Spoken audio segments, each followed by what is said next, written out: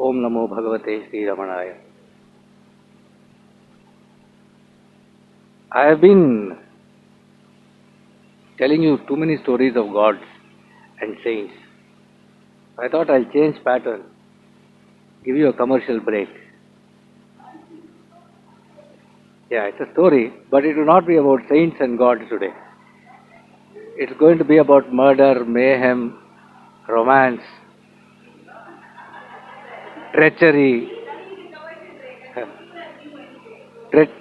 treachery, and all the different possible emotions that are there in a short capsule as possible. I can't be too interactive in this because the story is a little bit big and I want to complete it on time. Alright? Right. So the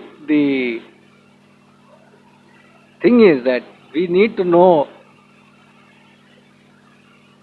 these stories also because it helps us then again come back to wanting thinking in terms of God. Right? There is a slokam in Sanskrit which says, if if you see a son, the son, when he becomes independent, see a person, and the son becomes independent, he gets a job, he gets married. Or a wife, when the husband is in absolutely great difficulty. Or brothers and sisters, at the time the house property has to be divided. If you see any of these three scenes, immediately you want to think of God only. You will go on the way to Godhood. Okay? So, for those of you who want the Sanskrit part of the slokam, I'll tell you later, you can catch me offline. So the thing is that what story I'm going to tell you is also a part of the story of stories. The Maha Itihasa called Mahabharata. So therefore, it is in line with our ground rules of this forum. Mahabharata, as you all know, is more than 100,000 verses. Right? And what a story of story of story. Throughout it talks only about dharma. What is the right conduct way to be conduct oneself in this world is the essence of it. Right? And it is the story of Sri Krishna, right? Sri Krishna was barely 5,000 years back. Not much. Think of it. A recent phenomenon. Yeah. Kali Yuga started. He lived for 125 years. And the day he passed away, he left his body, Kali Yuga started. Right?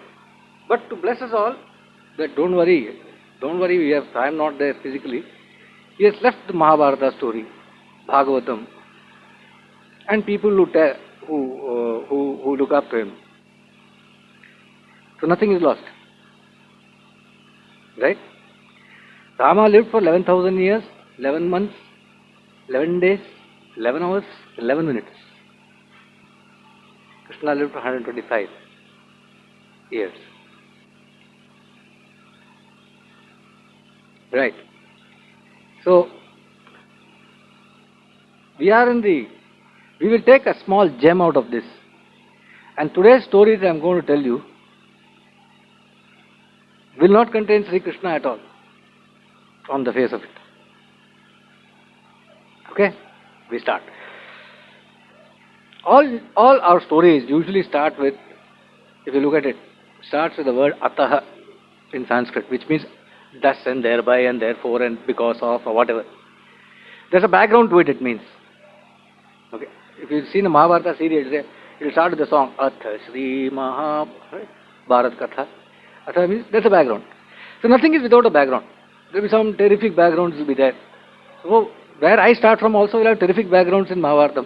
But I will start from there. I will not go and start telling you who is Bhishma and all that. I expect that the people here know there are two sets of people, Pandavas and Kauravas. The Kauravas are the bad guys, the Pandavas are the good guys.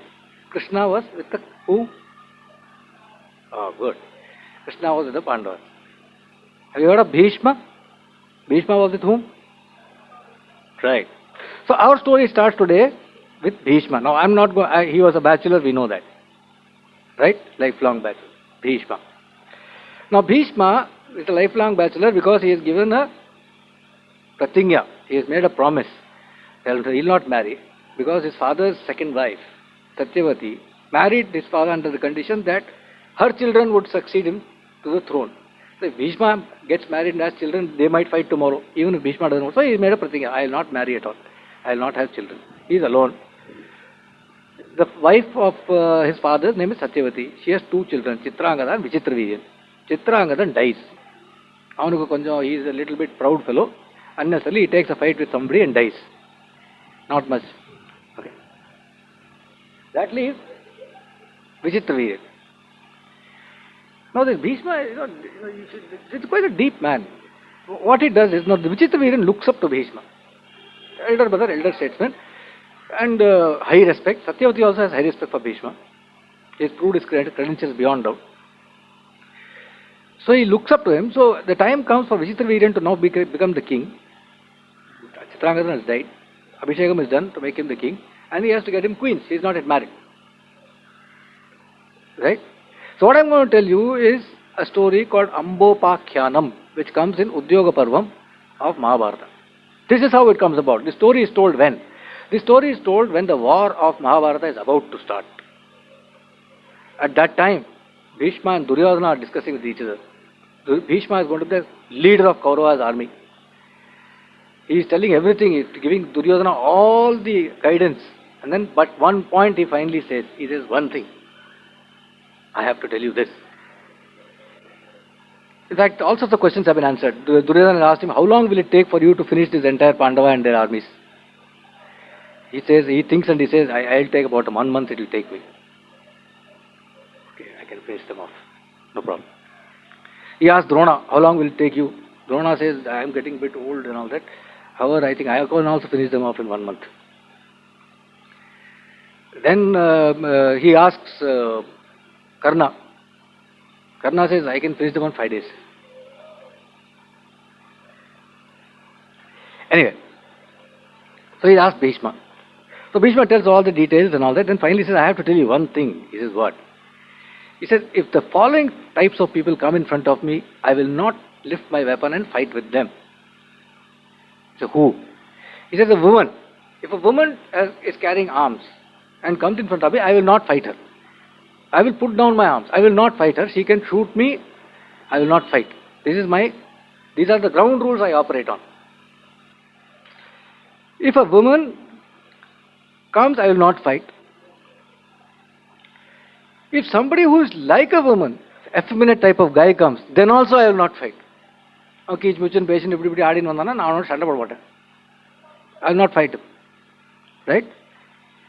See, if a person has a woman's name, then also I will not fight. You see, nowadays it's quite a fashion. Especially in the email. No, all men are quietly keeping some prefix of a girl's name so that they are not disturbed. Lakshmi Srini, not Srinivasan, from father's name, he's taken half of it and brought it and put it in his name. I am thinking of changing my name to Gauri Kamesh. Be interesting. I'm scared of Bhishma also. He won't fight me if I change my name. So if you have a woman's name, Bhishma will not fight you. If you look like a woman, act like a woman, he will not fight you. If you are a woman, he will not fight you. And last but not least, if you had been a woman any time, he will not fight you. So Duryodhana says, what is this fourth category? If you had been a woman any time, you will not fight him. He said, that the case is there. That's why I am telling you. He says, what is that case? He said, I'll tell you. That's the story. Ambopakyanam. Okay. Now Bhishma, Vichitraviryan has to get married. Bhishma goes, there is a Raja in Kashi, Kashi Raja. Kashi Raja has got 3 daughters. All have become marriageable age. They are Amba, Ambika and Ambalika. These are the 3 girls. They are all absolutely stunningly beautiful young girls. They are Kashi Raja's daughters. Now Kashi Raja calls a Swayamvaram where he invites the entire, all the Kshatriya kings come because they know these three girls are very famous. All of them come for this Swayamvaram. And the rule is he who can defeat everybody else, who is the most valorous among these kings who have come here, these three will get married to him. This is the ground rule. Bhishma goes there, he says he has to get for his brother, Vichitraviryan, he goes there. And he starts a huge fight with with all the Kshatriya people there. He finishes their flags, he breaks their chariots, he kills their horses, he kills their chariot sarathis and all that. He just puts the entire, he stuns, they can't fight him. He's the best fighter. He's a great fighter. And he carries away, he wins the three princesses and carries them away to his place. And he reaches home. When he reaches home, this Amba slowly, excuse me and all, she starts saying. Till now she has not said anything. Actually, he's brought them to get married to Vichitraviryan. Now that is made known, that these three people will be marrying Vichitraviryan. That time she says, excuse me. He said, what? This Bhishma, no, is if you look at it, he is quite a deep fellow. The younger brother, no, he is doing a good turn. But look what a good turn he is doing. He is getting them married to this Amba, Ambalika and Ambalika. That fellow will not survive 7 years. He dies after 7 years. Vichitraviryan. That's a different thing. But this Amba comes, excuse me, she says. He says, what?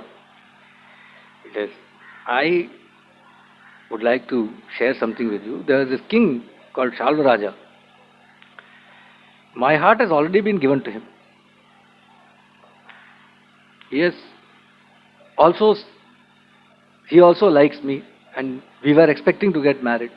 But in between this has happened. I thought I should tell you, and you are a man of dharma, so you will help me. He says, you should have told me this earlier. He calls mantris and purohits and all that, along with her, sends them loyally. He says, go to Shalvaraja. Immediately she leaves and she goes to Shalvaraja. She reaches there. She goes and tells Shalvaraja, listen, this is what has happened. But you know that I only like you. You also met me in private and you have proposed to me and I have accepted. All this is known to us. So now I have come, you must accept me. This Shalvaraja looks at her and laughs.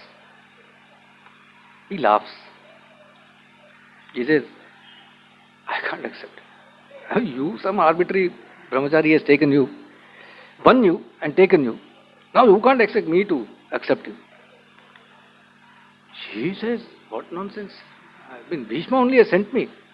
And let us accept. You please understand one thing. I was taken away by him. But he won, that also I agree. But it was not for him. That fellow actually took for somebody else. So your argument does not really hold good, that he won me and all. He didn't win me from that point of view. The Vichitraviryan did not win me. Details she argues with him. So this fellow says, no, you please, you go. Don't waste your time, he says. Exactly what he says. Don't waste your time, you go. Go back. Go back to Bhishma. Then she's still not going. She says, listen, I'm afraid of Bhishma. Understand? You don't spend too much time here. You go back where you came from. Shalvaraja says. Now this Amba is totally upset. Again and again he says, you go back. He's totally upset. Now she starts cursing everybody in sight. She can't go back to her parents' home because the name is getting spoiled. She can't go back to Bhishma now because she already told him that her heart is given to somebody else. Now that fellow is not taking her. So she is in complete and total turmoil. She thinks nobody in the world is in a worse situation than what she is at the moment.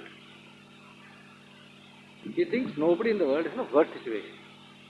She's crying and tearing her hair out. She doesn't know what to do, where to go. Then what she does is she finally goes off to some ashram where there are some rishis.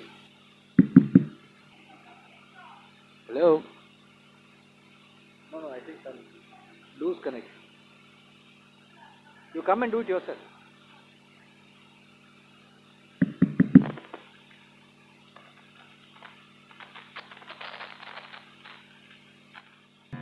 Yeah, reduce the volume.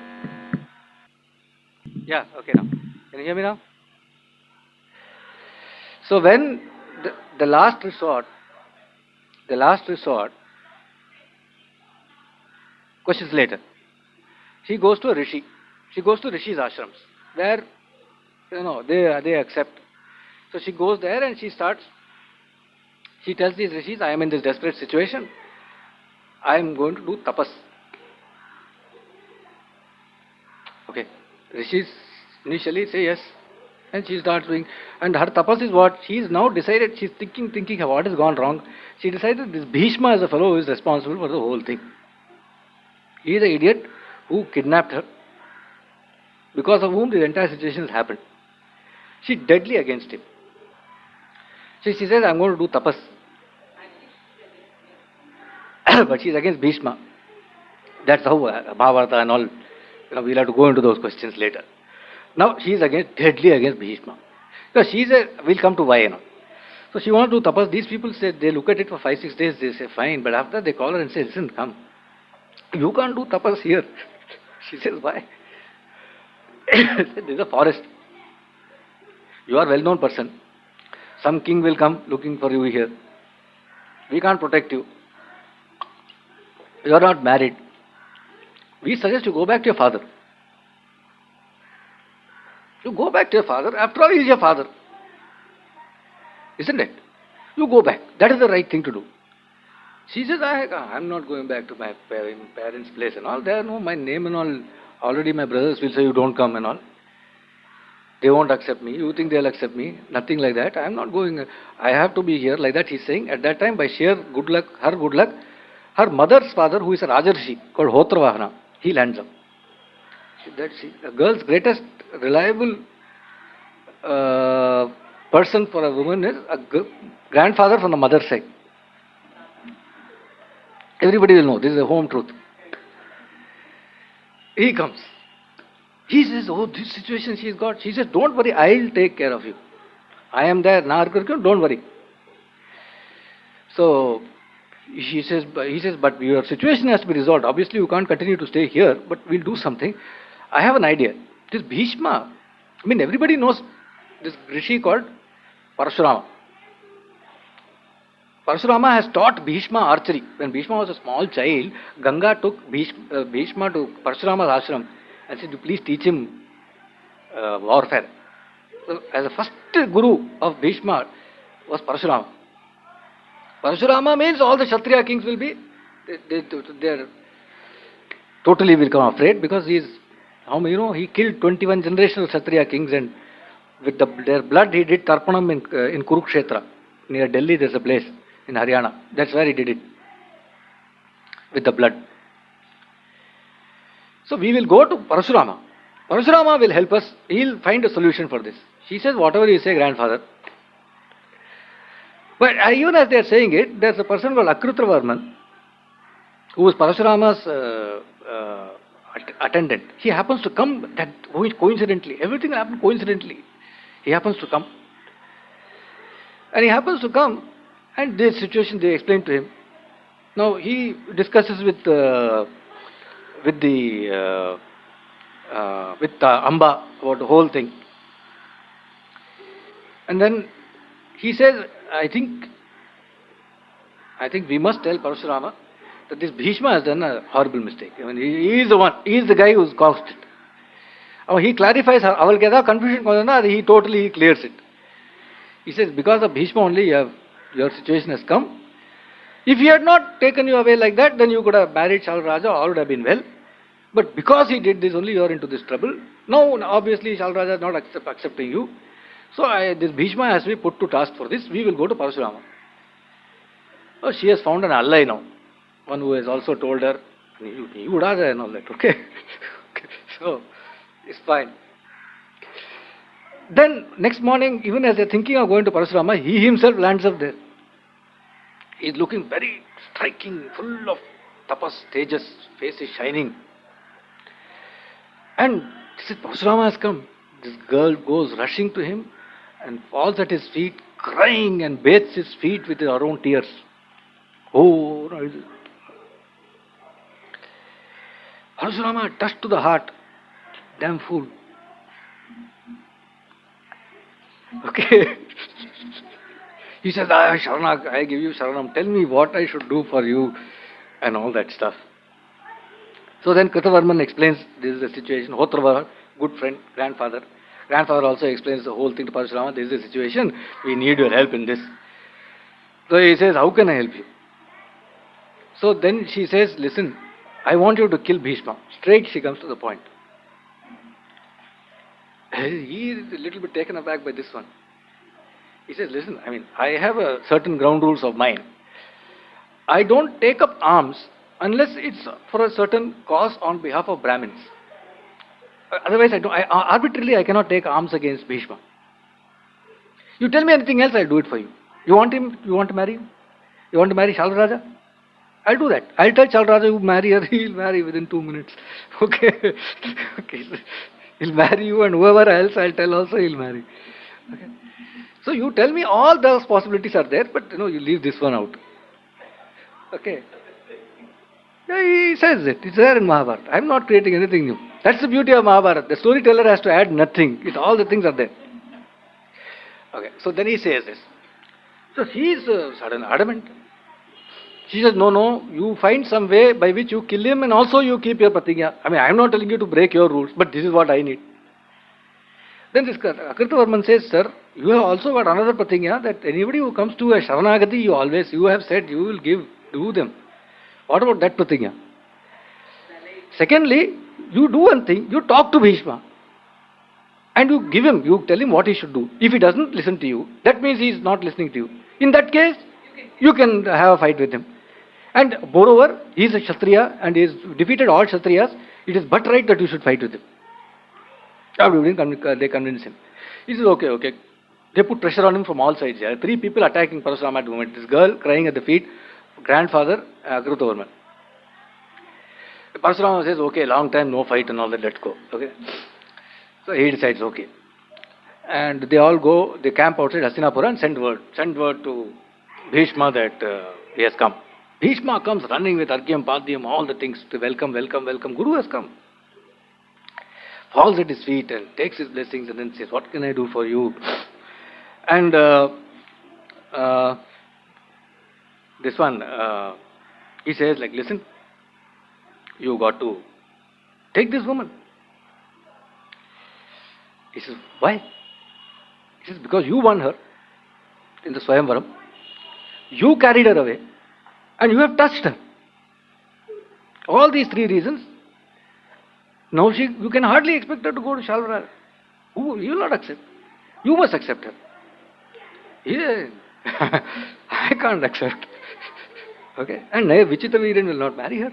After you think I'll ask my brother to marry her? She's already told me she's given her heart to somebody else. How can we know? This won't work. I won't accept. He says, if you don't accept, then I'll have to have a war with you.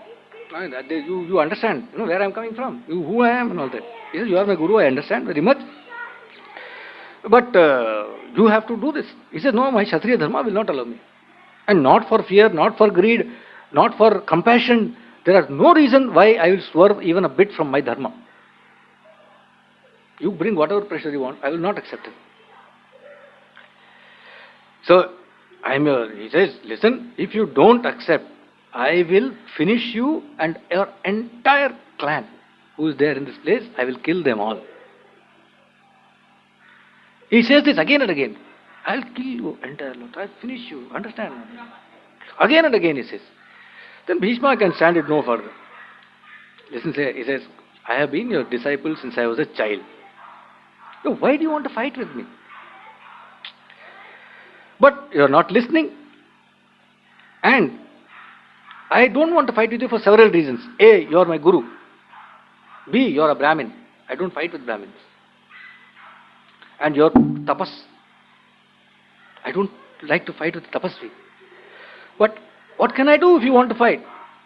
Okay, if a Brahmin takes up arms and comes to fight, then he is not considered a Brahmin. At that time he will be considered a Kshatriya. So even if I kill you, I will not get Brahmahatya. Right. If a guru, because of pride, doesn't know what is right and what is wrong and insists on doing something wrong, you can discard that guru. Right? So I will discard you as my guru. I will fight you, but I will not fight the Brahmin in you, nor the guru in you, nor the Tejas in you. That I will not fight, but I will fight the fighter in you. And plus, I am going to give you a fight. You will remember. And let me tell you one more thing, he says. When I was a student of yours, any number of times you have keep on telling, I finished the entire Kshatriyas. I finished the entire Kshatriyas. You told me any number of times, and I used to listen, I used to stay quiet. But now I am going to reply to that. I tell you, yes, you did, but at that time there was no Bhishma. At that time when you did, there was no Bhishma. Now you talk. And he gives a challenge to Parashurama, says, meet me in Kurukshetra. He gives that challenge because he knows that's where he did the blood sacrifice, the blood of all these. He says, at that place I will fight with you and kill you and show you where you come from. Who do you think you are? So, Parashurama, he gives equal. He says, what crap are you talking? You stand me. Your mother Ganga, poor woman, she gave birth to you, brought you to me, I taught you everything, and you think you can fight me? I'm sad for Ganga, not for you. You are fit to be killed. But poor woman, her child, her son. She will have to see her son being eaten by crows and jackals and vultures after I'm through with you. That makes me feel sad. But then if she gives birth to a son like you, then she deserves that and more. Next day the fight starts. Bhishma is in a silver chariot. It's a silver chariot. White horses sitting on a tiger skin. Right? White dress, white bow and arrow, white headdress, everything is glittering and white. Bhishma comes. Bhishma comes for war. It's a sight for gods to see. The entire sky is filled with all Bhishma, Parashurama fight. Everybody is waiting to watch this. This is a fight of fights. Ganga comes, jumps in between. Tadang. She tells Bhishma, what are you trying? You're going to fight this man? Well, don't do it. Don't fight Parashurama. I tell you, don't fight him. He says, no, ma. My step forward on a battlefield is never taken back. You know me. She goes and tells Parashurama, you won't con that. He doesn't know what he's doing. Why should you fight with him? He says, no, you don't fight with him. He says, listen, I gave him all possible rope. Fellow is not biting. We have to fight. Ganga has to go. Parashurama is standing on the ground waiting for the fight. This guy is coming in a chariot. Bhishma says, this is not right. I don't fight people who are on the ground. You should have a chariot. I will give you a chariot. I will give you everything. You fight from there. Parashurama laughs and says, hey, shut up. He says, the earth is my chariot. The 4 Vedas are my horses. Vayu is my charioteer. And the Vedic deities, that is Gayatri, Savitri and Saraswati are my kavacham. Having said this, he suddenly, Bhishma sees a fantastic chariot as big as a football field. Finest horses, best of everything is there, and he's look, the greatest warrior is in front of him. In a second, he's got the earth has become his chariot. A fantastic fight. Before Bhishma is able to even see this sight and look at it in awe, Parashurama starts hitting him with arrows. Before he realizes, Parashurama is attacking him. Parashurama doesn't give him time to breathe. But Bhishma has got certain rules, so he doesn't start fighting. He gets down from the chariot and runs, goes straight to Parashurama, falls at his feet, puts his head on his feet and says, you are my guru. Give me Ashirvadam that I will win.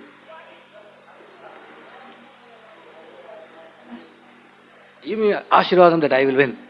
Parashurama smiles at him and says, good you asked me this. If you had not asked my blessings before the fight, I would have finished you now and then. The second I would have finished you. I would have cursed you. But you have remembered your guru and you asked, but this blessing I can't give you because then I will lose. But let's have a good fight, come. They fight. Right? Okay. They fight. And it's a fantastic fight. I won't go to details of the fight, but in our culture, there are many sights which are supposed to be godly to see, beautiful to see. One of the sights that's supposed to be most beautiful to see is a warrior whose body is blood. That's supposed to be a beautiful sight, a heroic sight to see. It's like that. It's like in the spring time, a green tree has now suddenly got red flowers. Like that, these two are fighting with each other, hitting, going on day after day. Okay, in one day this fellow will fall unconscious, one day that fellow will fall unconscious. When Bhishma falls unconscious, Amba will clap and laugh and jump and like that. It's going on. Okay, and when Parashurama falls, it looks as if the sun has fallen from the sky to the earth. But once they fall, they will wait for them to get up. That's the rule. They will not hit a person who's fallen or shoot someone in the back or whatever. Right. So that goes like this, and one fine day, what he does, he shoots. Parashurama takes one big one and hits Bhishma direct between his chest. The damn arrow lifts Bhishma out of the chariot and throws him onto the ground, and he goes patak, falling onto the ground. Parashurama thinks that he's killed him. His hair is standing on end. He's feeling overjoyed. He's shouting in victory. Amba is overjoyed. Everybody is overjoyed. But unknown to them, unseen by them, there are 8 Brahmins who have appeared from nowhere, who have caught Bhishma before he falls on the ground. In that second. But even before Parashurama has got finished celebrating his victory, our man is back up and with his horses, with his chariot coming right back to the battle. And when Bhishma comes to battle, his horses, when they come, it looks as if they are dancing, it seems. That's how they come. Right. Now, when he sees this, he is absolutely annoyed. Parashurama then goes to reach for one weapon which Mahabharata and Vyasa do not even name. They do not even name the weapon that he is going to use now. And when he goes for that weapon, all the rishis shout at Parashurama saying, "Don't use it. Please don't use this against Bhishma." Yeah, water. Take. Cold water.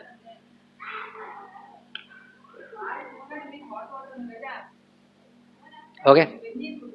Take a halls. Anybody has got? You got halls? Okay. Usually my mother-in-law has got everything that's possible in an emergency situation. Halls should be added. As should be Odomos. Okay. So these 8 people are carrying him and they nursed him back to health. And this fight is going on. He reaches for an unnamed weapon, which the Rishi says, "Please don't use this against Bhishma." In deference to the Rishi's request, Parashurama says he won't use it. He doesn't use it. Every day the fight ends in sunset. Early morning it starts. And by sunset to early morning, they can only dress their wounds and get better, have some tea kind of stuff, get back to fight. There's not much time. And on the next day, on terrific day, what happens is they decide, both of them independently decide to use the Brahmastra. Getting too much. It's going to be too much. And you know what will happen. It's the whole universe will quake. The 2 Brahmastrams, to cut the story short, cancel each other. But they use it against each other. Then the night he's sleeping, Bhishma thinking, it's impossible for me to defeat Parashurama. I don't think I can defeat him. I've tried. I've got whatever I have learned. I have tried. I don't know. If I have done dharma in my life, let my forefathers tonight in my dream tell me whether I will win or what should I do. In his dreams, that same 8 Brahmins who saved him come. They say, "We are you only. Think like that. You are us. But don't worry, you will win. We will give you one weapon called Praswapra weapon." He gave one particular weapon they give in the dream. He says, this Parashurama also does not know this weapon. But you know it because in your previous birth we have taught you. He's a Vasu. Vasu is here. Bhishma is a Vasu. So they teach him that, okay, and he goes next day, right? He goes the next day, and in the fight he reaches for the weapon, and as soon as Parashurama sees him reach for the Praswapra weapon, he knows he's finished. That knowledge he has. Suddenly he gets scared. This will kill me. I will lose against this. And when he's about to use it, Narada drops in from nowhere and tells Bhishma, "Don't use it. Don't use it on Parashurama." In deference to Narada, he doesn't use it. Then all the saints and sages tell both Parashurama and Bhishma, "Hey, neither of you can kill the other. What are you trying?"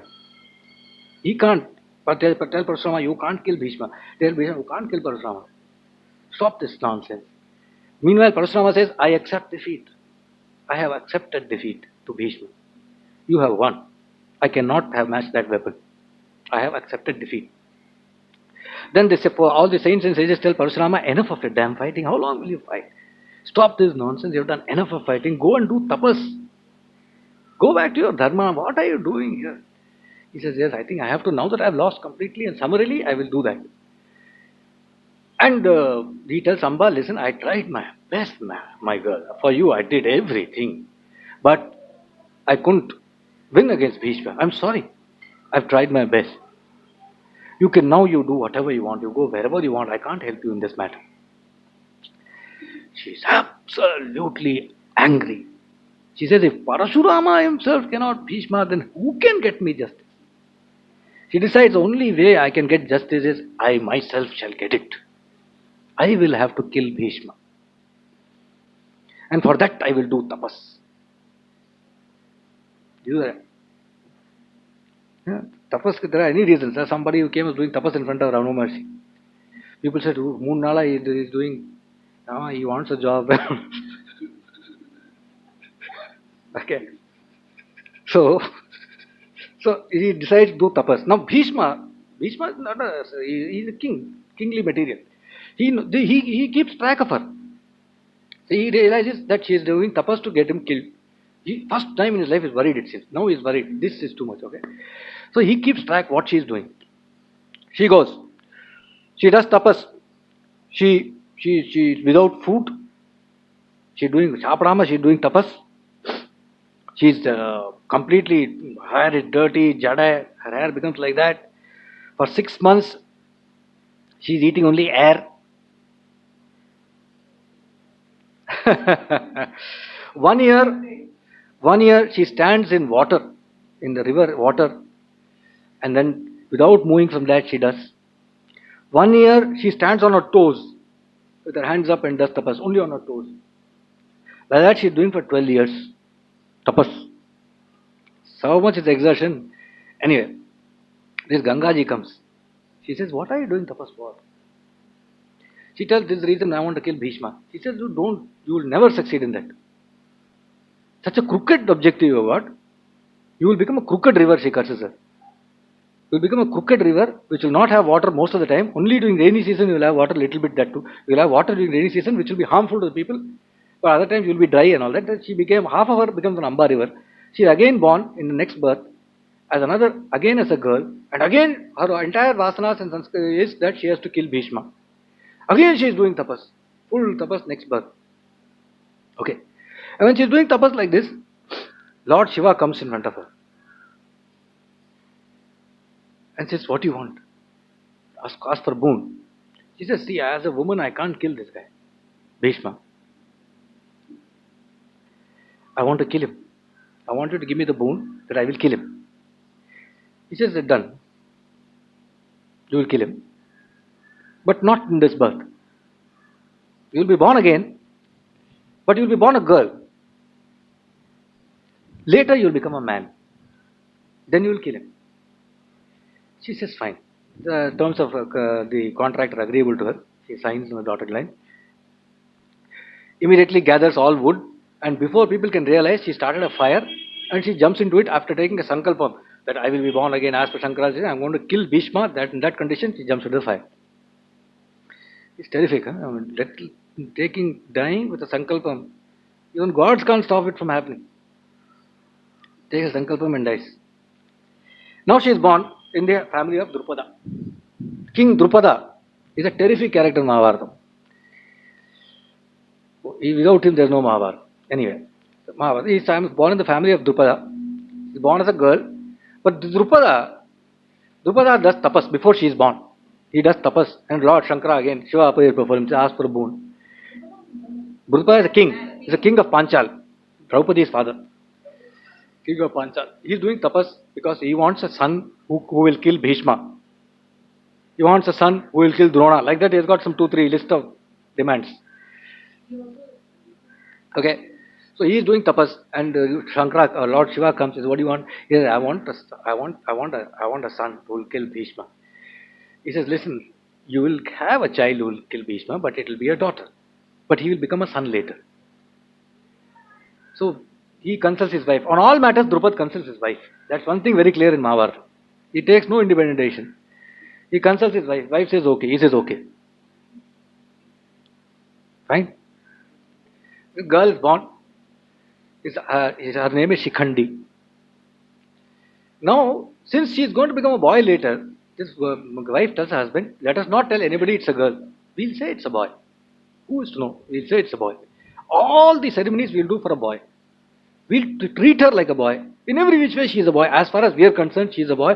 And if you even once this between you and me, and if I see you also should behave like this." Fine. They agree. They do namakaranam, all the proper things that are done for a boy. Now they do put punal, everything they do for her. And they bring up like a boy, waiting one day she'll become a boy, one day she'll become a boy. Later they're waiting, but she's not becoming a boy. And she becomes a young girl, she becomes a youth, and she becomes a marriageable age. Then this mother says, this fellow is worried, what to do. The mother says to Drupad's wife tells her, normally even in our places we say, if some fellow is acting nuts, or if a girl is acting wayward, get her married, or get him married, then it'll become alright. Kalyana Manda Telinjiru. Then only they'll quickly get them married. So my wife tells Drupad, we'll get him married to a girl. She says, what? Just get him married to a girl. She says, okay. Adukku ottan kadachan. Then Hiranyavarman or king. Okay, that Hiranyavarma has got a daughter. So they fixed Hiranyavarma, and Hiranyavarma gives his daughter, and they have a fine wedding. And Hiranyavarma's daughter gets married to Shikhandi. This Hiranyavarma is a big-hearted man, large-hearted man, but he's also got a large army. Now this Shikhandi has got married to this girl. And this girl, by and by, shortly finds out that her husband is actually a woman. She doesn't know to whom to tell this. Okay? She doesn't know what to do. Finally, she tells some close friends of hers. She's very ashamed. Lajja, know what to do, who to tell. Then she tells somebody. So they decide that this matter cannot just, it's not like, we tell each other this, we have to do something about this. So they quietly send the message across to her father. This nonsense has happened here, something crazy. Her father can't believe it. What is this? What is this nonsense? He can't believe it. So he sent one messenger to Drupad, and says, it has been brought to our notice that some crap like this has happened. I want to express my uttermost anger. Drupad doesn't know what hit him. He says, nothing like that. Don't get upset. No such matter. Somebody has informed you wrongly. Nothing. They go back and tell. So Hiranyavarma says, how can this be possible that he says nothing? Then he sends somebody to verify, check up and come. All people have got spies everywhere. Bhishma knows all of this. Bhishma is telling the story to Duryodhana. So Bhishma's spies are all over the place. So he again sends. Then they come back and says, it looks like, this is matter not known to anybody, but the damn son is actually a woman. So this guy now sends a proper message. First, I'm going to declare war on you. What is this? Okay. And Drupad is totally now shaken. Drupad is not known for being very brave himself. He only prays for brave children. What will he do? He is in total fear. So now again he goes to running to his wife. And says, they have found out that your son is actually a daughter. That they say, whenever the child is not like that, she tells her, something confusingly he tells her. And he says, you tell me what to do, what should we do now? And she says, you pray to God, Adura, your life kind of stuff. You pray, so he starts praying to God. And wife says, even in good times we should pray to God. In bad times, certainly we should pray to God, and we should we should worship our gurus. We should do yagams, and we should give dakshina. All that we will do. At the same time, let us also keep our defenses ready in case a fellow attacks. We have to take him on and all that stuff. She's doing some pragmatically. She's doing something. Now all this is happening, and they're afraid that they will die because that guy sent a message that he's going to kill the entire lot. Because he said this kind of treachery has not been known in history of the world, and that I have to be the victim of it, and that I will ensure that you get a fitting reply. No, so the war is about to start. Now, meanwhile, the Shikandi is listening to all. She knows what's happening. And she feels that because of her only this entire thing has happened. She's feeling terribly bad about this whole thing, affair. She decided enough is enough. She decides to end her life. Okay. She decides to commit suicide, so she goes off to a forest. And in the forest, suddenly she finds one palace made of lime and mud. She goes inside, it's got big gates. Lovely smell is coming. So for temporarily, all the suicide plans are put on hold. Because smell is very nice. Khaskhas type of smell is coming. Fantastic smell is coming. She goes inside. She feels like meditating. She feels like doing tapas. Other alternatives are opening up now in her mind. She left her home. Fine. Now that place is under the protection of one yaksha. That entire forest, nobody goes there because an yaksha controls that forest. And that yaksha is Kubera's representative in that area. He is the regional manager, forest. Where she has gone. Kubera is the boss. The fellow is there. It's his palace.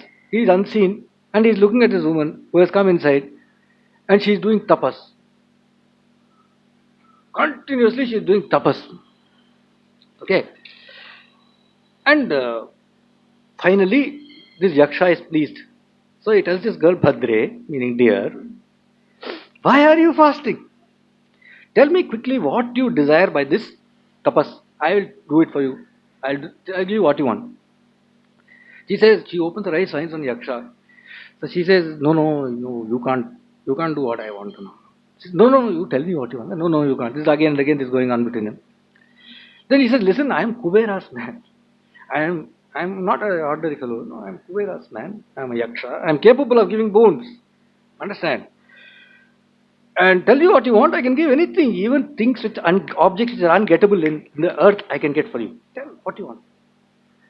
So she tells him a story, final full story, and says, you see, because I am a woman, my sonless father and our entire clan will going to get destroyed by this Hiranyavarman who has declared war. If you can, you protect me and my parents. Please make me a man. She requests this yaksha, please make me into a man. He's taken aback. Okay. He said, I have some problem in getting this done. But I have said I will do it for you, so I will do it. I will give you, I am a man, I will give you my manhood. I will take your womanhood. But only for short time, for particular time. Okay. You go, you accomplish what you want, come and give back my manhood to me, I will give back your woman. In that condition I can give you, otherwise I can't do this.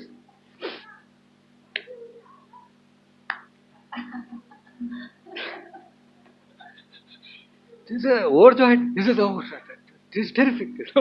This is enough for me. Okay. I will go and I will come back. I promise you I will come back and give it back to you. He says, fine. He says, fine. He gives. So quickly the Shikandi becomes a man, and what a man. Yaksha, handsome fellow, and he goes back home and tells Drupada, actually I am Shikandi and now I become. Then they Shiva told us and all they remember. Calls his wife quickly, he's become man. Meanwhile, that man has decided to attack. Hiranyavarman has decided to attack. Okay. And just before attack, always a messenger is sent. So, the Hiranyavarma sends a Brahmin Vedic priest, highly scholar, as a messenger to declare war. He comes, they welcome him, they want to give him gifts and argyam and all that, he refuses. The messenger who brings the message of war will not accept gifts. Now we are come for war, you won't do. He refuses. He said, this is a message that he has given, kindly understand, listen to it carefully. He has sent a message, he is going to kill the entire lot. That's the message. Now, he says, no, I will give a reply to him. I will send my messenger to him. After that, you tell him, I'm sending my messenger immediately. Along with you, I'm sending one. And he sends a messenger. The messenger goes and gives a message. Listen, my son is a man only, not a woman. Somebody has lied to you that he is a girl. Don't believe it. Please verify it yourself. A message is sent to the other king. That another Vedic priest, Brahmin, highly scholar, accomplished man goes and gives this message. See, the messenger, such a person comes and gives a message. That I think there must be something. We cannot dismiss it offhand. So he says, okay. He has some special women, some courtesans are there in that kingdom. So he sends some very, very young, accomplished women to go and check whether this girl is a girl or a guy or what. They go there. They are allowed. They verify and they come back and happily they give a message. He is a terrific man. He is quite a guy. Don't I know who told you. So he is very happy. Hiranyavarma, he says, what is this nonsense? He was going for war. He is extremely happy. He gives elephants and horses and cows and servants and all as dowry. Now only he is giving. He gives a second everything. Till now he has not done Taladibali and all. Now he is doing everything he is doing now. And then he calls his daughter separately to one room and shouts at her, what a bloody mess he got me into. What kind of bloody crap you talk? What is it? She takes shouting from him. Okay. So this is what happens. Well, let us pause the story of Shikhandini there and come back to that action. Now this Yakshan, poor fellow, the women in his house are shouting at him. What have you done? He is having a tough time. Okay. He doesn't know what to do. He can't go out of his house also. In his goodness of heart, he has done something. He is waiting. And at that time, Kuvera comes on a field visit. Kubera comes on his rounds. Okay. And when Kubera comes, obviously some Sangha will be there to announce Kubera has come. Before boss comes, a message will come. Boss is coming. You have to get. The message comes. And everything has been kept. Everything, welcome party has been kept. So it's all khaskhas, sandal paste, nice fragrances, lovely flags, golden garlands, deadly food. Lots of things to distract him is kept in the waiting in the welcome party. Kubera, of course, is looking at it. He looks at all that. He's quite pleased, but he's looking at Stonakarna. His name is Stonakarna. The action. There is Stonakarna. He cannot see Stonakarna. Everybody else, attendants are coming for welcome. Stonakarna not seen. And finally, he cannot stand it anymore. He says, no. Listen, I mean, from all this, I can see that the house is well lived and it's all well maintained and all that fine. But where is Stonakarna? I am sure he is at home. If he's not here, then this won't be there. But he has not come to welcome me. I'm very upset, and he knows that I have come, and yet he has not come. This is a very wrong thing to do, and all that. He's shouting. Okay, so attendants tell him what this what. So they tell him, no, this is unfortunately short time he has given it. He's become a woman, so he feels very shamefaced to come in front of you. He says, what nonsense, you call him here. You call him, tell him to come. So he comes. Okay. He's keeping on saying, I'll punish him. I'm going to punish him. I'm going to punish him. He's keeping on saying this Kubera. Okay. So when she comes and stands in front of him, Kubera absolutely blows his lid. He can't stand. I mean, a responsible job is given somebody. The damn fool goes and becomes a woman. I mean, what kind of RM is he? I mean, what is this? I mean, this brings a bad. This is too much. Okay, no permission taken, no approval, nothing. He's gone and done something. Okay, so he's very upset. Okay, he gets extremely angry and then he says, "You idiot!" He shouts at her, "You damn idiot! You done a damn stupid thing." And you brought a bad name to our entire clan. Somebody tells the story tomorrow. Where's my name? Kubera. This and all that. What a bloody fool. And all he shouts at him. He said, I curse you that you will remain like this forever.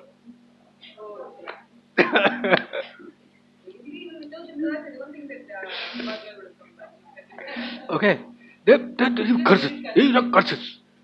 Nothing in the Yakshamba. So the attendants in Yaksha plead, oh, please don't curse like that, please don't curse like that, please don't. So finally he feels a little bit bad. So okay, if and when the Shikandani dies, at that time you will get your this thing back. Otherwise, he leaves his place and goes back to headquarters, head office. Meanwhile, this Hiranyavarman, the father-in-law is happy. The matter has been satisfactorily resolved. Daughter can have further, if she writes one more complaint letter, they'll throw it in the dustbin. So everything is fine, goes back home. That Thalavali Unjadani, he's gone back. Okay. And Shikandani, now her job is done. So she quickly comes back to the forest and says, I have accomplished what I have wanted. Now you can take back your. She's a good person. Very good. You can take back. Okay. And whatever this thing you can. Okay. Okay. Yeah. So when she comes back and says this Stonakarnan on seeing her is extremely, surprised and he's very happy and he says, I'm very pleased with you. I'm very pleased with you. He's going on saying that you come back at least. Somebody thinks of me and all that. Okay. In this hour of difficulty of mine, I'm very pleased with you, but you go back. You keep it. With the compliments of the house and all that. It's all right. No, I have to return it. No, I have to return it. You keep it. Then he says, okay, I'll tell you, you sit down. When he went to Kubera cave, all this nonsense has happened. He has cursed me. It is my karma. Now I can see clearly, I'm thinking, I know it's my karma. Otherwise, why should I have met you? Why should I have asked for this? Why should I have given this to you? And when the time this Kubera has to come, it's all the damn karma. And so, it's okay, it's fine, keep it, kind of stuff. So that is how now Bhishma is telling Duryodhana that this Shikhandi is none other than that Amba. She has been born again, and entire 3 lives she has been tapas that she has to kill me. And if this Shikhandi comes in front of me with weapons, I will not fight her. I will not fight her, and she can kill me. You must note this one point. This is what. And Duryodhana open walks about listening to the story. I can't believe this. Listening to the story, and all. Then he said, how do you know all this? He said, no, I know. I got spies all over the damn place. In Draupad's kingdom, I got any number of people who are spying on him. There are people who are acting as if they are blind, but they can see very well. There are people who are acting as if they are deaf and dumb and all that. They can hear and they can talk. I got all sorts of spies all over the place. And therefore, I know very well. So this is my vow that I will not kill a person who is a woman. I will not kill a person who gives a woman's name. I will not kill a person who is effeminate. Neither will I kill a person who has been a woman before. So this is my vow. Kindly keep this in mind. And therefore, now we come to the end of today's story. But the issue here is look at this crazy story. Okay. Now this crazy story is that such odds, but still the craziest thing can happen. Okay. And what Bhishma is trying to convey to Duryodhana in this matter, in this way, is that people, by pleasing the gods, end up doing the impossible, which can't be dreamt of. And here you have this Krishna next to this Pandavas. No great austerity needs to be performed by these Pandavas to have the grace of Krishna. He is right there standing next to Yudhishthira, next to Dharmaputra, asking him, what should I do, what should I do? Like that Krishna is asking Yudhishthira daily, it seems. And the Lord God himself is next to this fellow. And he is a friend of Arjuna. Hey, what is the point in taking up a fight with such odds? Look at this Amba, what she has accomplished. By her tapas and by her austerity and by pleasing God, what the craziest possible thing she has accomplished. She knows, Bhishma knows he is a dead man. It's a matter of time. That's going to happen. Finally, it does happen that Shikandi, actually they have to come. And actually, in the end, what happens is, Yudhishthira comes and asks Bhishma, how can we kill you? In the story later. And he tells how you can kill. I'll tell you, you sit down and peacefully tells them. You put the Shikandani in the chariot in front of Arjuna. Let her carry weapons. Let her start shooting weapons at me. It's actually he by the time. Let him start shooting weapons at me. And let Arjuna shoot from behind him. When this fellow starts shooting, I will put my weapons down. Then Arjuna can kill me. That's okay. Then he can kill me. That's how he's killed. Arjuna kills him finally. Kills him means he gets him to the ground. He dies 2 months later. He has the blessing of his father that he will die only when he wants to. So he waits for Uttarayanam to happen. He waits for Pongal. When Pongal happens, then he dies. Meanwhile, let me finish. I forgot to tell you one small thing which is not apart from the story. The listening to Mahabharatam is considered Mahaprayashchittam. Okay? In every book of Shastram where Prayashchittam is discussed, this is mentioned that listening Shravanam of Mahabharatam is Mahaprayashchittam. Listening, and to quantify it, listening to 1 hour of Mahabharatam is equivalent to the merit you gain by giving 100 good milking cows with calves decorated with gold in their horns and in their body to Vedic priests. The punyam that you will get by doing that, you get by listening to Mahabharata. Right, Namah Parvati Pate Janaki Kanta Smaranam Gopika Jivana Smaranam Vetrivel Muruganuk Sadguru Swaminah Anjaneya Swaminah